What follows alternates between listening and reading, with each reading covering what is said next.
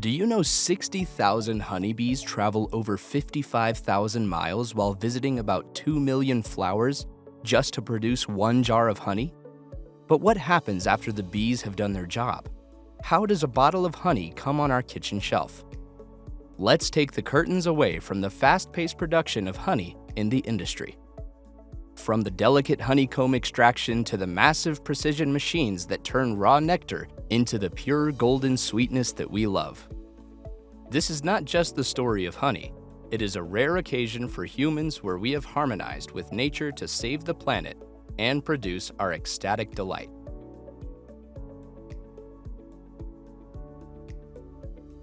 The process of honey production is way more complex than it appears. There are different layers where industrials have to care intensely to save the resources and efficiency of the yield. The show starts with honeybees, the most important insects on the planet. Without them, nothing can survive on our beloved Earth, and the homeland of humans would crumble apart. The bee hierarchy is incredibly multiplex and sophisticated. There are different jobs for different ranks, and they work in a civilized way. The worker bees have to do the heavy job of collecting the nectar of flowers. In the process of collecting nectar, they do a very important job that has been holding the earth intact. They do the pollination, the transfer of pollen grains from another to stigma.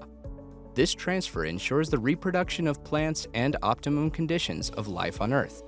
Coming back to bees, when their honey stomachs are full after sucking nectar from flower blossoms, they come back to the hive. Each bee extracts nectar from around 100 flowers before coming back, and this nectar is enough to produce 1 tablespoon of honey. After this, worker bees take their day off and rest before going back for another round of collection of fragrance and delight. The house bees extract the nectar from worker bees on their return to beehives. These evolved ranks of senior bees break down complex sucrose molecules into simpler sugars known as glucose and fructose. These sugars will be introduced to hexagonal cavities of honeycomb wax.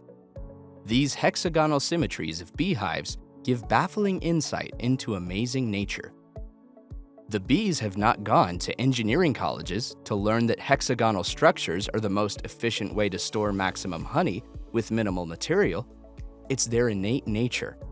The structure also provides incredible strength to beehives for honey production and protection of bee colonies from invaders. The bees do all this instinctively in a way that requires minimum wax so that the beehives would be cost-efficient, or rather, cost-energetic to produce.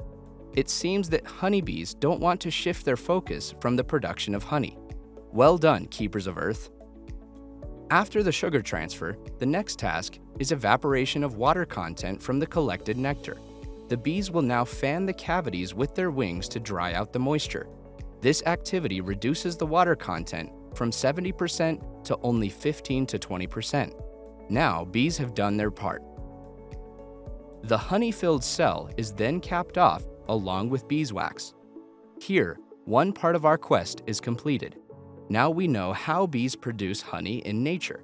Let's find out, how does this honey come to our kitchen from nature?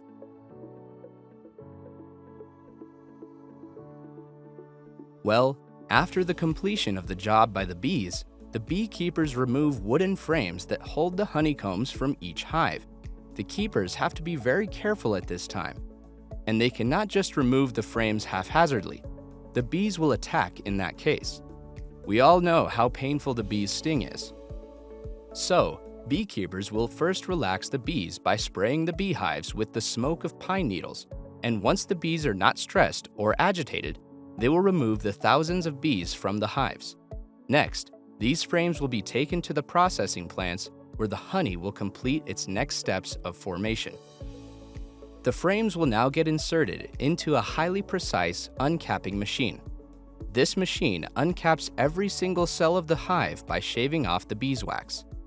The individual frames will then pass ahead towards the extractors, but this beeswax is also collected because it is a fundamental ingredient in the production of candles, furniture polish, and lipsticks.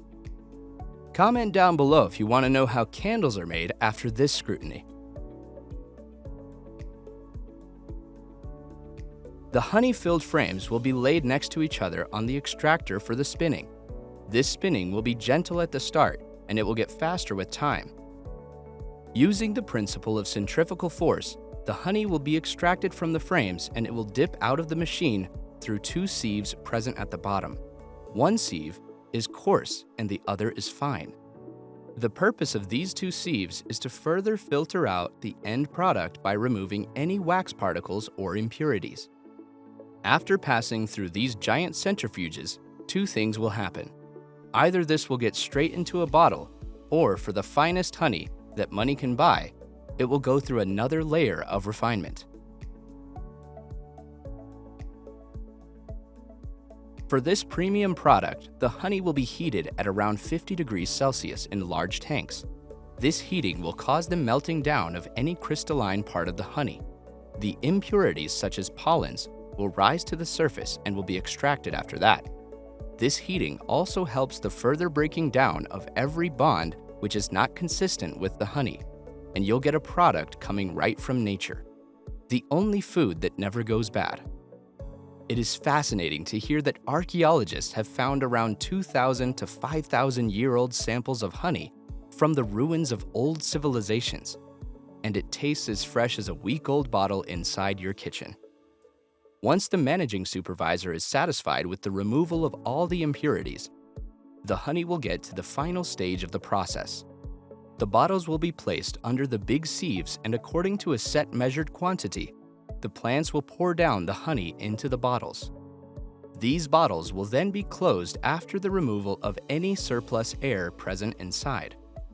After the sealed packaging, the manager of the supply chain will get a green signal to hit the market with fresh and signature-style honey of each brand.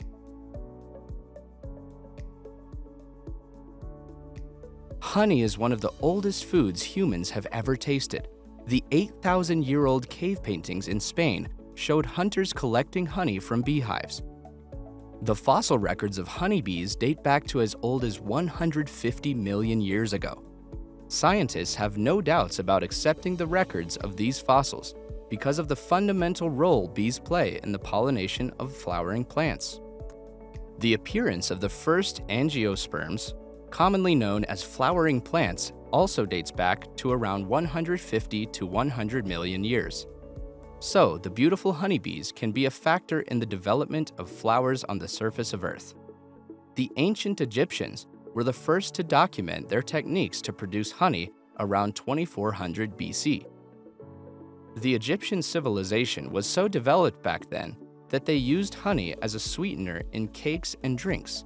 They also considered honey as a sacred gift to their deities. All the major religions in the world associated honey with magical and great medicinal powers. The healing properties of honey are proven by today's experimental medical science. If you are suffering from insomnia or having trouble sleeping, take 1 tablespoon of honey with warm milk before sleeping. You'll sleep like a kid. That's the end of today's episode of Inside the Making. Comment down below if you know a cool honey hack for beauty or health. Be part of our community by hitting the button to subscribe to the channel and like the video. Don't forget to share the video with your curious friends who want to know about the real origin of everything that comes in front of their eyes. Life is all about asking the questions. Stay curious. Stay alive.